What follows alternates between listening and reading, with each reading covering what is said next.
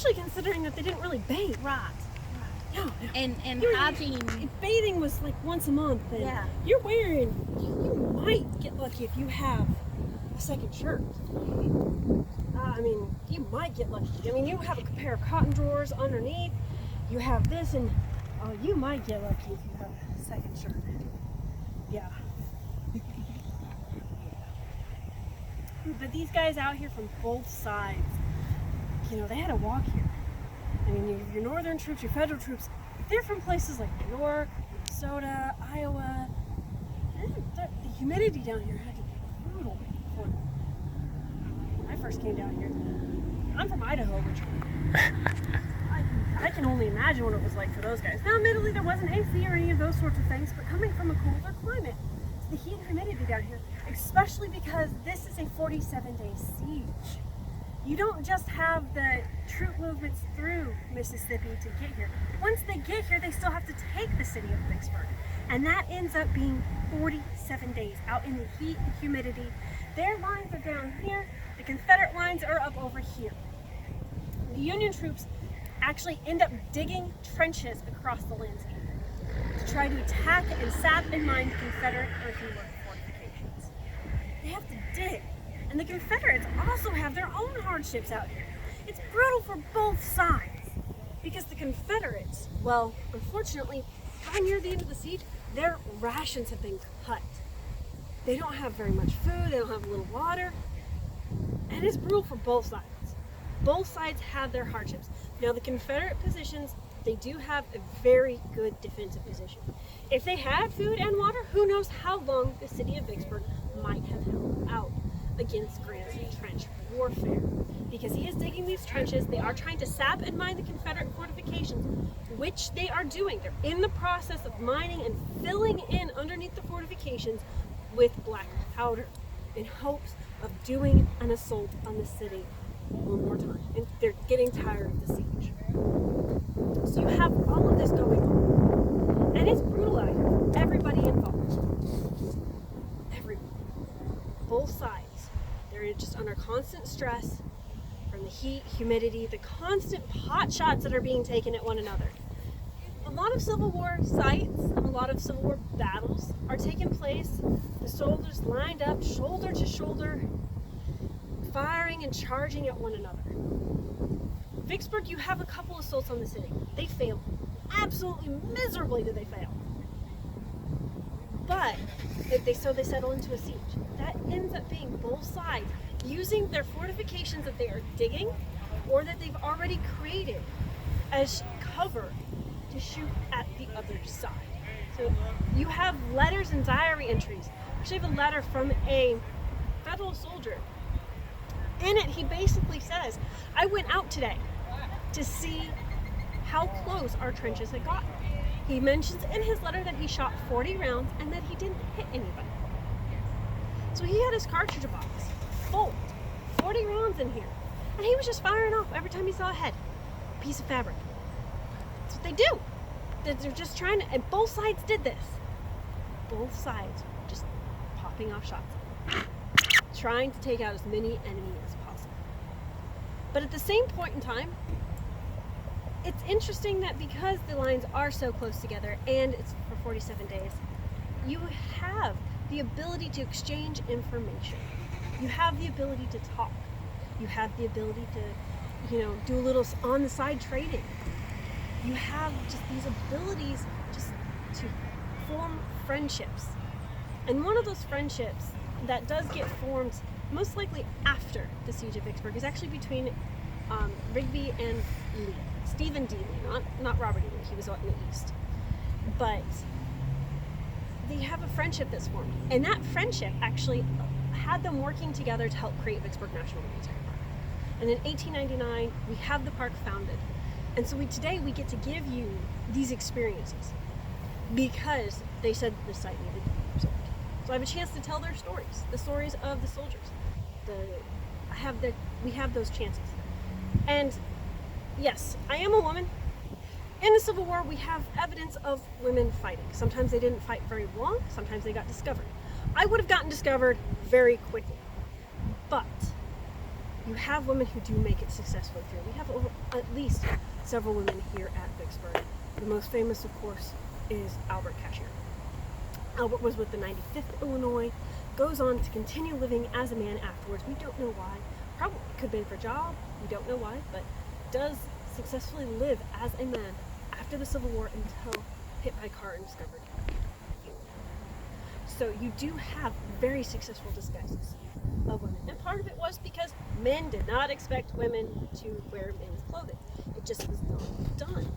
And so when you do have women who are discovered, you have things, I hope our women will never do such a thing. You have those words coming out of people's mouths because it's just unfathomable that a woman would dress as a man. In the Civil War, of course, there would have been techniques that women could do, including making sure that they enlisted as a younger man to keep that youthful appearance, and then, putting a little bit of dirt on their face to try to provide a shadow. And it was unheard of. People could go out and you had privacy. You didn't have to watch. You didn't watch people. Privacy, people had it all the time. So you have the ability to go undetected. I do not, however. But in the Civil War, they did. And we had several here at Vicksburg who were able to successfully do so. So this is the nice thing about it, is we can tell all of the stories. Of course, I just told the stories of the soldiers here, but there's a third story here at Vicksburg. This is a siege. You have the civilians as well. People living in the caves. The citizens of the town who are under constant fire. They're going to hear these muskets going off. They're going to have the artillery. They're going to hear those echoes of the artillery coming at them. They're going to hide in caves. And they're going to wonder what's going on, what's happening. Because for 47 days, they're having to wonder if their homes are going to survive, if their businesses are going to survive, if they are going to survive. So all of those stories, and you can see those stories as you go through the park today. You get to see the trenches, you get to see the earthenwork Confederate fortifications that are out there, which is really great. You can, unfortunately there are no caves, but think about those civilians as you go through the park as well. The story is here of the soldiers. But think about people who are living in the town. All of those sorts of things. But I'm going to give you guys an echo of what happened here at Vicksburg in May, June, and early July of 1863. A very small echo, because it's just one gun, just one rifle, one bullet. And there would have been hundreds, thousands of them here, and the artillery going off.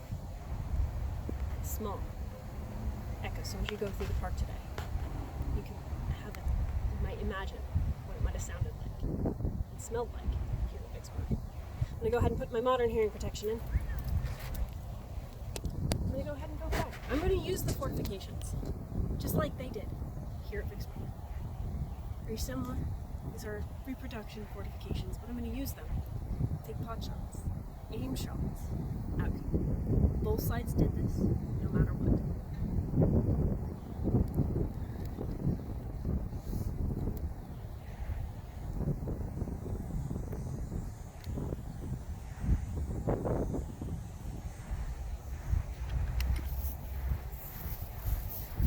First time I go through this, I am going to do a verbal description of how they loaded and fired the musket.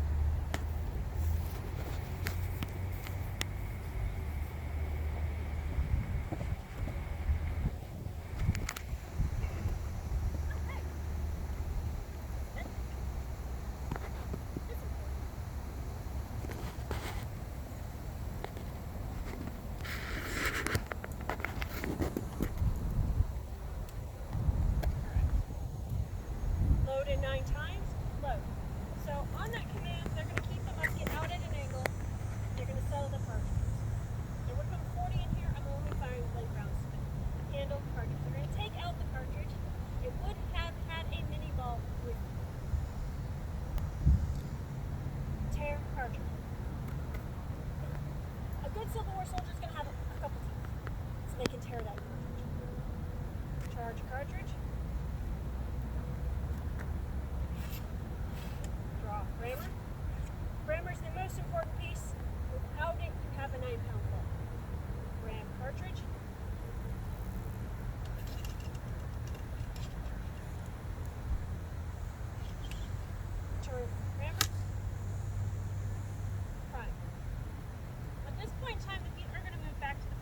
pushing me to the T. Now, because I'm hiding here, my feet aren't going to move to that firing T until I step in. But the gun also goes back to half cock. If the gun goes off at half cock, we have a problem. Because this is the safety mechanism. At that point in time, the percussion cap also goes on. Percussion cap, when struck, it's going to create that spark that will ignite this gun. Ready? And then aim and fire would be the next step. So here at Vicksburg, you're going to check, you're going to see. Fire. Go, fire at will.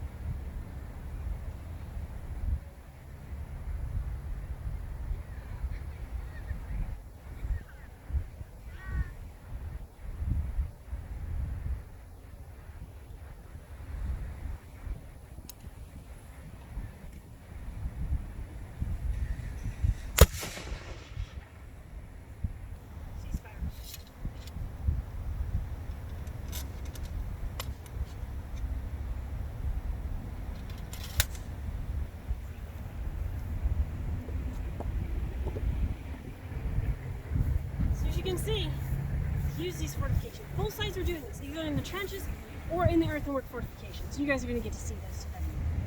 And I want you guys to think about it. Think about how much they had to practice and drill to get that. They'd practice almost every day to make sure they had that drill. Every day. Even after marching, even after digging, they'd still practice. Every single day.